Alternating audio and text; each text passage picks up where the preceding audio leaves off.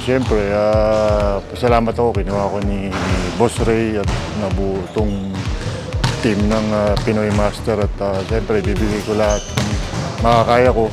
Siyempre, Team Philippines yung tinadala namin. Tutulong-tulungan kami sa loob. Yan. Nakadalawang tune-up din na kayo. Madaming practices. At least kailangan namin yung puro tune-up para at least mabuo yung chemistry namin bawat isa. About yung conditioning? Okay naman. At least ako kasi may nag-ensayo din ako sa MPBL kasi may laro din kami doon. So yun, tuloy-tuloy naman din yung after ko doon, may diretso naman ako rito.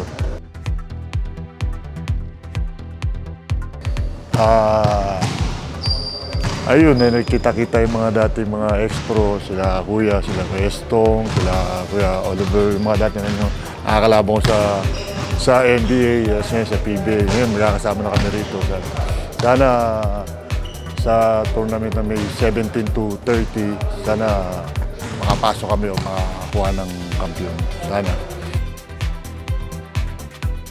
Pa rin tayo nakapaglaro. Ayun lang.